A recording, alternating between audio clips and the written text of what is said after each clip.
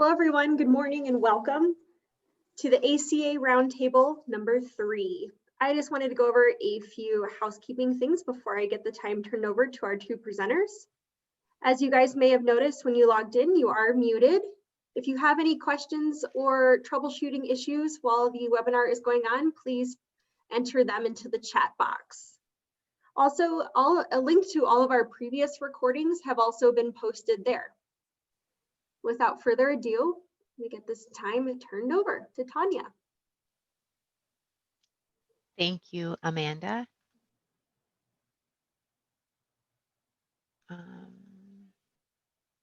Amanda, I don't have control yet. Will you hit from the beginning for the first slide, please?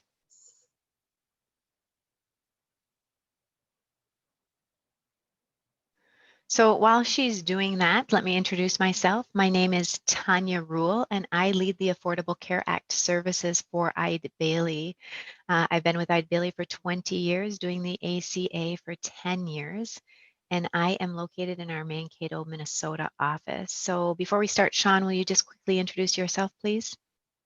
Yeah, good morning, everybody. My name's Sean Delary. I am out of the Minneapolis office. I have been working with the firm for about 15 years now, and I've been working in the ACA also for 10 years since it was passed. It's kind of funny to see that's already been 10 years, but here we are. So I look forward to going over this rules with you for the next half hour.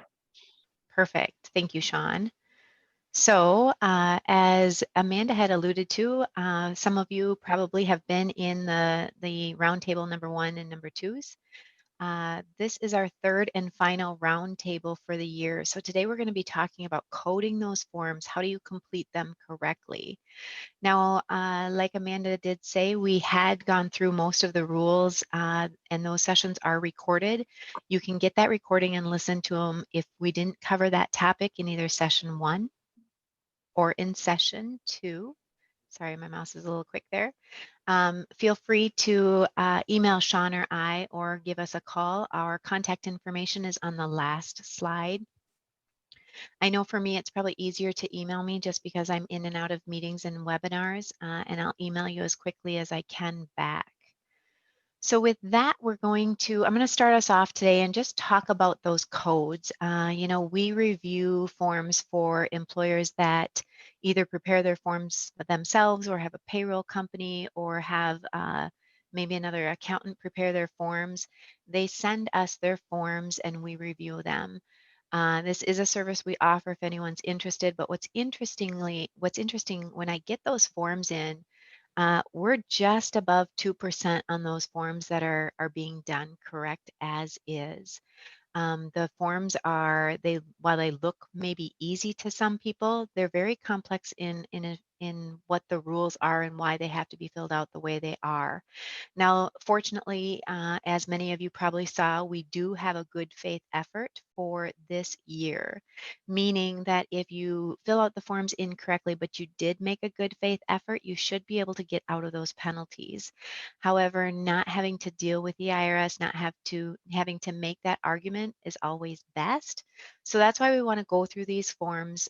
These are the most common codes that employers are using. I'm going to have you look at the 1095-C form, which I don't see. Oh, yep, it is on there. Sorry. Again, my mouse is quite quick. So while I talk about the codes, I'm going to have you look at this form, and I think it'll be easier for you to understand why we're telling you what the codes need to be. So this is the new form for 2020, first time it's been changed since 2015. That's a bit of excitement for us. We're going to start with the line 14, the offer of coverage. So this is, what did you offer to clients or to employees?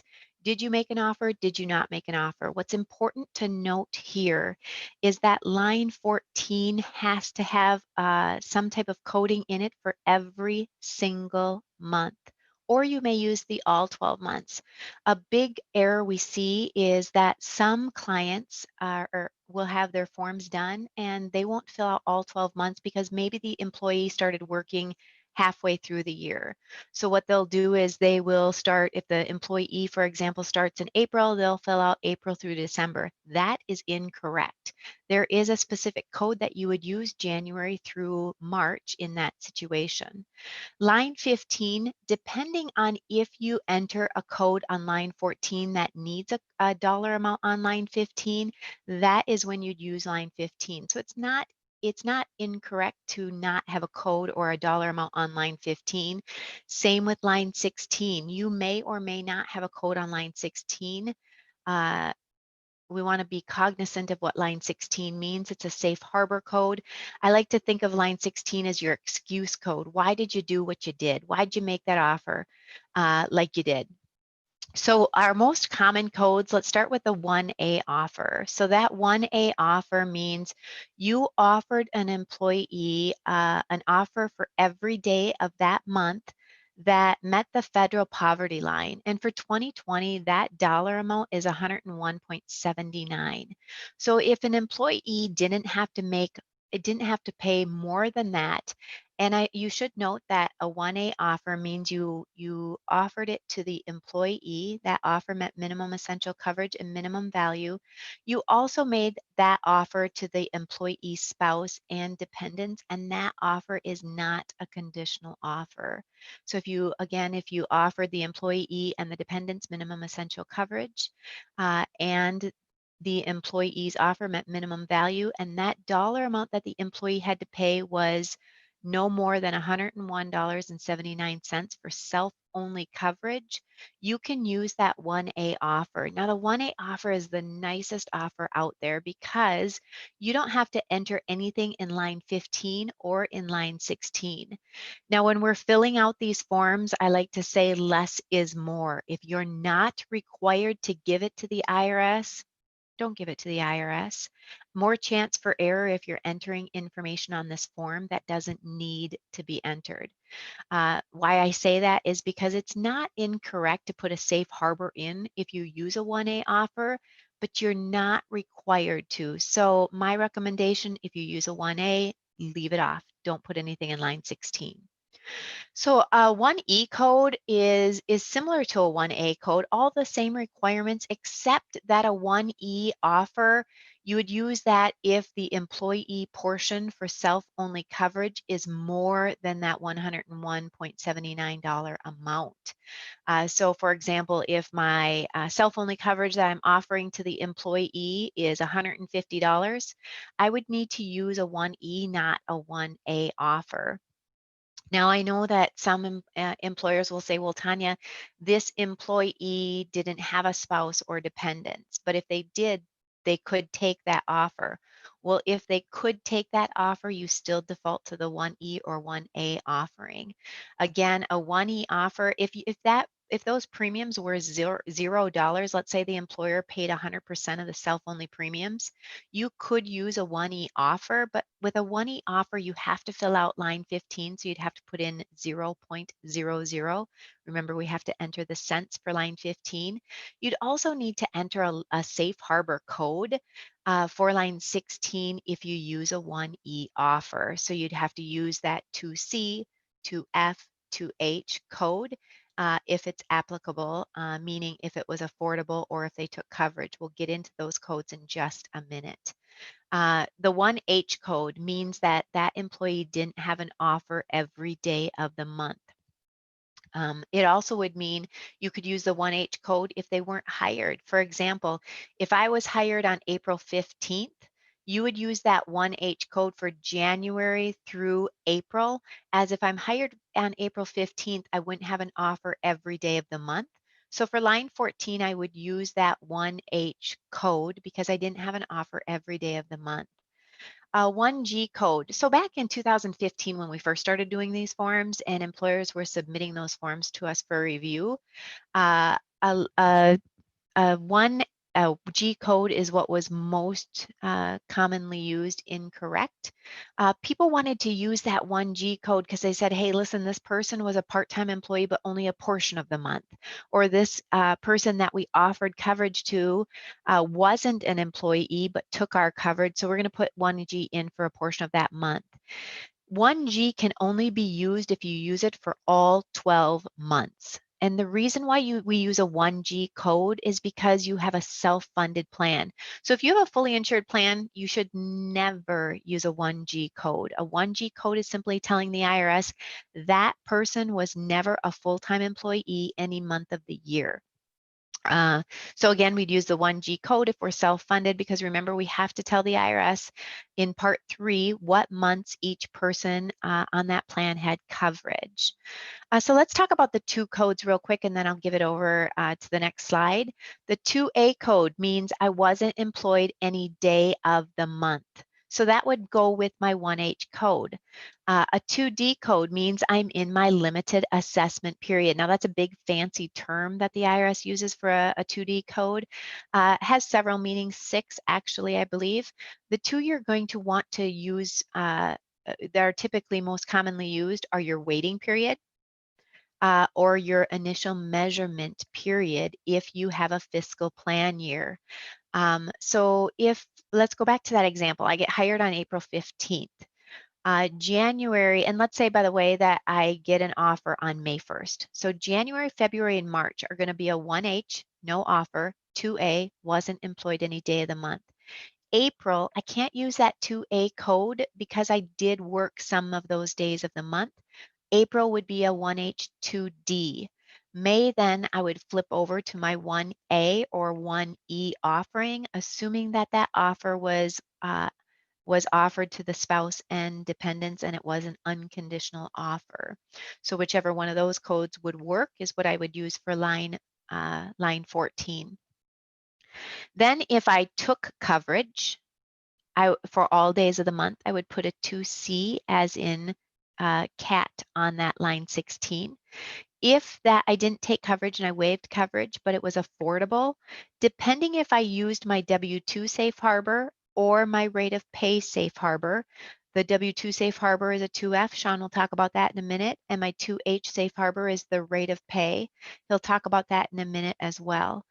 There is a 2G safe harbor code out there. So if my premiums are below that federal poverty line of $101.79, and I wanted to use that 1E code versus a 1A code, maybe because some of my divisions didn't have that $101.79 offering.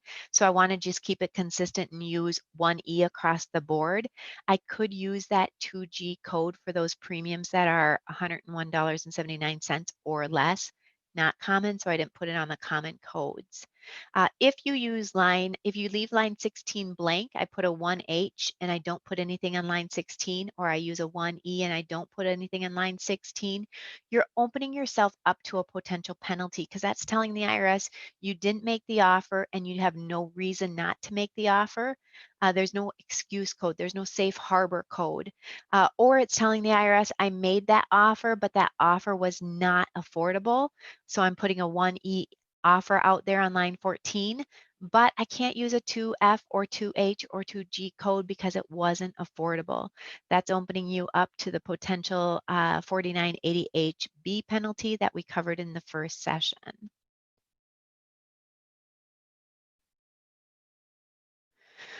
So another group of questions we were asked is, how do we correctly code these forms if we have partial years, PRN, COVID, retirees, or Cobra? So let me cover that real quick. Partial years. So let's say that, let's say I was an ALE. I started a business on July 1st, and I anticipated that I would have 50 or more full-time equivalent employees.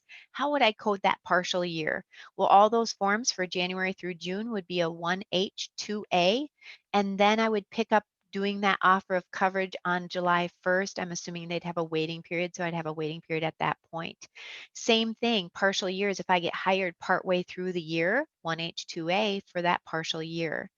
PRN staff. So for those of you who are not your hospitals, clinics, any type of clinics, center that are out there listening on the call, PRN is basically those staff that have varying hours. So they're up and down. There's no consistency to their hours. They're basically working on hours and they're picking up hours as they choose. Those staff, hopefully you're not using a monthly, because remember when we talked about our monthly measurement period, those PRN staff, they can trip that 130 hours and you're not going to know if they trip it until it's too late. So PRN staff, we really should be using the look back measurement period and locking them in to a stability period, because hopefully if we use a 12-month look back period, those PRN staff fall below the 1560 for the 12-month look back period, and then they would be deemed a part-time staff. COVID layoffs, I think what they meant is COVID furloughs, not COVID layoffs, because technically a layoff is a termination. And then if you terminate someone, we'll talk about that when we talk about retirees in Cobra, it's a 1H2A once you terminate them. If you're a Cobra or a COVID-19, furlough, it depends on what method you're using. If you're using the monthly measurement method, obviously if they're furloughed, they probably aren't going to hit that 130 hours, as they're probably not using their vacation during that time. So at that point, you would code them as not having any hours for that month. If you're using the look back measurement method and they're in their stability period, even though they don't have any hours, technically they're still a full-time employee for you. If they were deemed a full-time employee in that stability period, they would need an offering from you during that time frame, or you could be subject to a potential pay or play penalty if they go get a premium tax credit. Now, when they come back from furlough, if they were gone for more than 13 weeks or 26 weeks, if you're an educational institution, you can drop their offer and classify them as a new employee. There is a good article that we put out there. If you go to iBailey.com, go under Insights, search furlough, there is an article that I wrote that talks more about this. It's the only article that will pop up. I tried it this morning. Retirees and Cobra coverage. So if you retire and you take retiree coverage, or you term and you take Cobra coverage, the month after, assuming that your insurance goes till the end of the month after that, you're going to code that employee as a 1H2A, meaning they're no longer an employee for you. Of course, if you're fully insured, self-insured, you're going to check those boxes down in Part 3 for the months that they had coverage. Now, Cobra coverage, I rarely see this being done correctly because there's so many different types of Cobra coverage, right? If we take a reduction in hours and we are still employed and we take Cobra coverage, of course, we're going to still have to code those employees like we coded them as full-time. Other than their box 15, the dollar amount will probably be a higher amount, obviously. So Cobra rules are a little tricky, but that is the just a real brief description of how you do that. So with that, Sean, I'm going to turn it over for the next couple bullet points to you. All right, thanks, Tanya. That kind of dives into the next bullet point that we've received a number of times as we do these webinars, is how to know if our offer of coverage and safe harbor codes are accurate. And the offer of coverage, Tanya just went over a really good synopsis or definition of the line 14 code. So you look at what your offer is and who you're offering to, and if you're offering to all employees and it's lower than that $101.79 monthly premium, then you can use that 1A offer. If it's above that and you offer to the employee, spouse, and dependents unconditionally, then you can use that code 1E. And those definitions, we have a sheet we can send, and it's in the IRS instructions as well. So besides that, making sure that your offer of coverage is to the right employees, the thing you look at is the biggest thing that's not on the form, which when we do the forms seems to us the biggest thing is, are they a full-time employee or not, according to the ACA definitions. And it gets to what Tanya talked about, are those two methods. Are you using the monthly method to define a full-time employee, or are you using that look back measurement method that Tanya talked about? So she started to talk about, went into with PRN employees, or you can generalize that into variable employees and going, okay, am I looking at the hours in every month under the monthly method and making sure I'm making offers at the right time? The issue with that, as Tanya laid out, is you look at hours at the end of a month, at the end of October, and it might be too late for October. So that's kind of the issue with the monthly method. If you use the look back method, you will be more likely to make offers to the right employees at the right time, because you get to average them over, say, a 12-month measurement period that we went over in the last webinar. But there's rules, there's more nuanced rules around those, specifically about employees that change categories from full-time to part-time or part-time to full-time. So you'll want to watch those too as you're going about making sure you're offering your health insurance or coverage to the right employees. In terms of the safe harbor codes, you'll want to use, you want to do the math on the safe harbor codes to make sure that they do meet affordable coverage based on the method you use. So as we said in the other webinar, there's 3 methods, and Tanya outlined it. There's the federal poverty method, which is code 2G, which you don't need to use if you use the 1A code on line 14. But if you're using a 1E code, then you would use a 2G code, which would say I'm offering, a premium that's less than $101.79.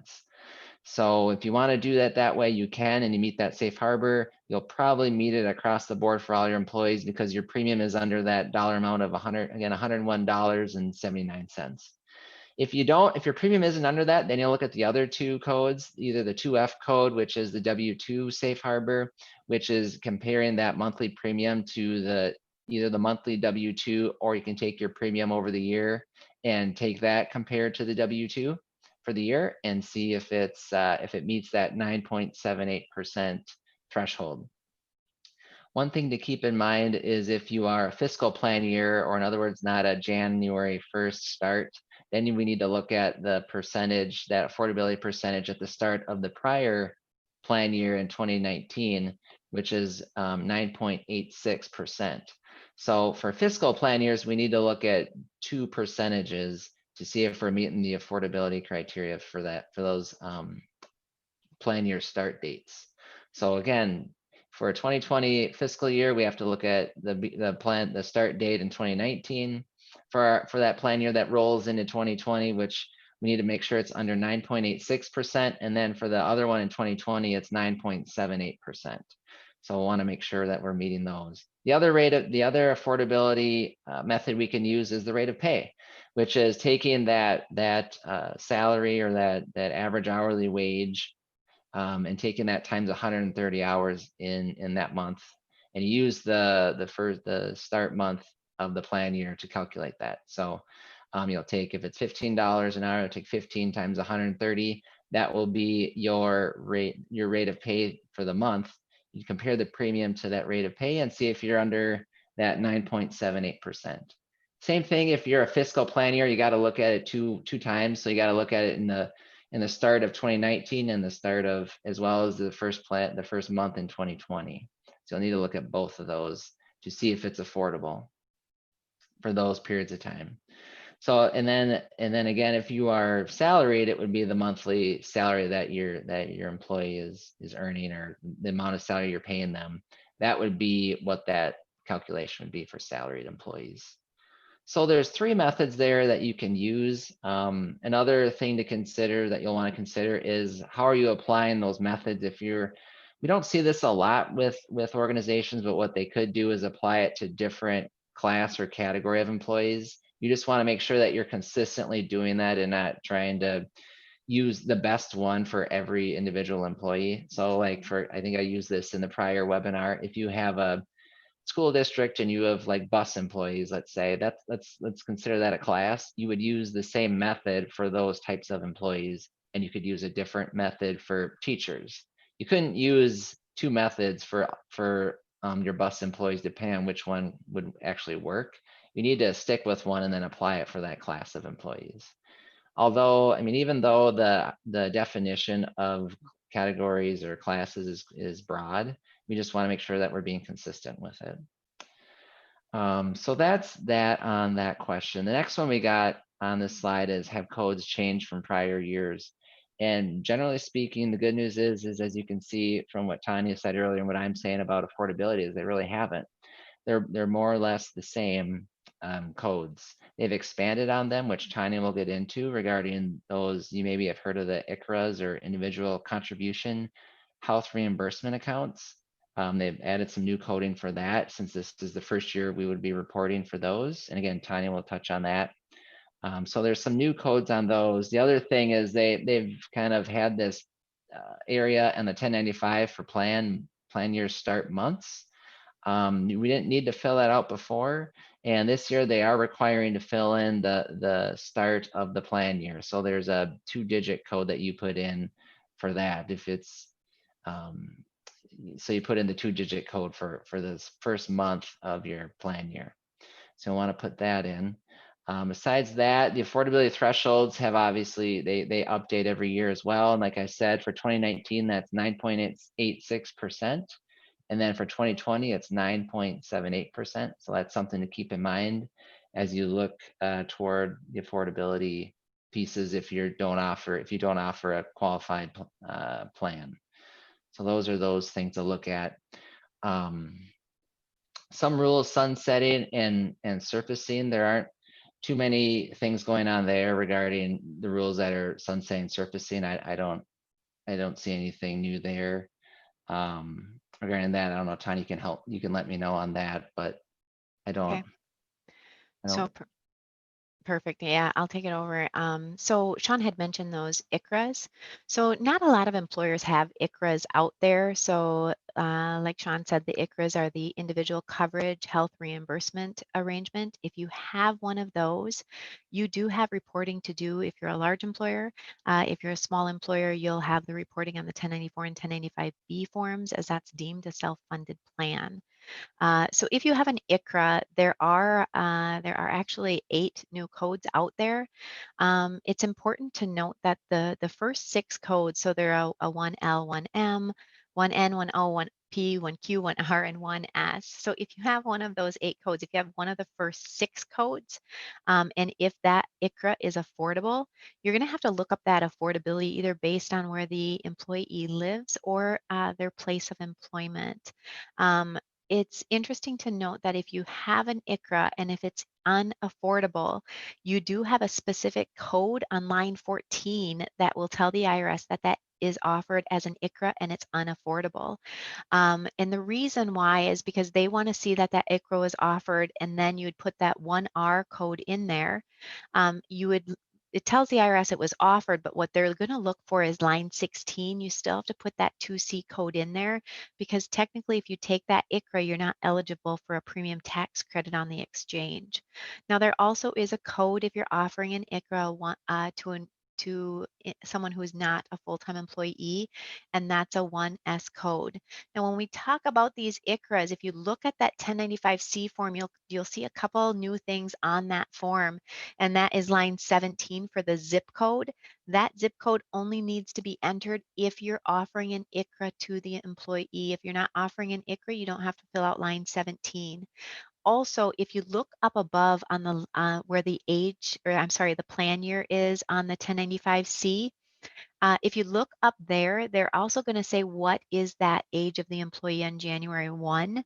That again is only if you offer an ICRA to the employee. So again, if you offer ICRAs, there's a lot of things that you have to report on that 1095C. Make sure you read through the ICRA instructions, as it's quite complicated. And you really have to know what dollar amount to put on line 15. Again, we're not going to talk too much about them because not a lot of our employers are using ICRAs yet. There's a time and a place to use ICRAs. They can work out perfect for some employers. They've only been here since January 1st of 2020, so they're not used a lot yet. While we're talking about that, when you go back through the new instructions that have been released, if you look at the instructions that were released, there is something in the instructions that isn't quite true. It says that you should keep these forms for 3 years. Yeah, you should keep them for 3 years. Actually, you need to keep them longer than that. There was a chief counsel memorandum that came out in February of 2020 stating that there's no statute of limitations on these forms. So the IRS can actually go back, and we did actually see the IRS go back last month in September and grab someone's 2015 forms and look at them. So keep those forms. Do not shred those forms after 3 years. Keep them indefinitely unless the rules change. I have a question that's being popped up right now saying, what about someone that's dependent that's born and they don't have a social security number yet? So that would be because you have a self-funded plan, you have to report on them. You can use the date of birth. There was another question that came through on the chat, if I can get through here. Someone asked, someone said they're having a problem identifying errors with the matching of social security number and name. Well, I'm assuming what you're doing is you're uploading these in your e-filing to the IRS. Anybody who has done that knows that this matching system the IRS uses with these 1095s is second to none. So they are matching better than anything I've ever seen before. Hopefully you're matching with your employee and your social security number is matching. If not, you'll need to go back to that employee and ask them. If they don't answer you, you're going to have to ask them again. You have to give them you have to do 3 tries, document those 3 tries. If at the end of the 3rd try you still don't have a match, file that documentation. So if the IRS comes and asks you about that, you can prove that. Now, when that offer of insurance was made, that's actually considered your first time asking for that name and social security number. So you've already got one under the belt there. With that, I'm just reading through here, seeing if I have any questions that popped up that I'm not seeing or that we didn't answer. I'm sorry. I think that is it. So we are at our time. If you have any questions, hey, before I go, I do see we didn't hit the extension and documentation. Hopefully everybody saw we did get an extension that was with notice 2020-76. So that's a federal extension. It's not a state extension. So if state forms to do, you still have to look for their due dates. Specifically California, that's got a January 31st due date for their forms if you're required to file there. Federal extension, you have to give the forms to the employees by March 2nd. You can't get another extension on top of that. Though IRS is just going to allow that March 2nd extension. If you're sending to the IRS, if you're paper filing, that due date is always February 28th. However, since that is a Sunday, you do have till March 1st to get those filed with the IRS. I would suggest if you're doing that, send them certified mail so you have acknowledgement of when they were sent. Also, if you're e-filing to the IRS, that due date again is March 31st. Keep that documentation indefinitely, as like I stated before, there's no statute of limitations. So with that, Sean, do you have anything to add before we conclude? No, I don't think so. Perfect. Well, thank you everyone for joining us. Here on the last slide, if I can get these slides to move, this is our contact information. Again, if you have questions that weren't answered, please send us an email or give us a call. And thank you everyone for joining us. Stay safe. Yep, thank you.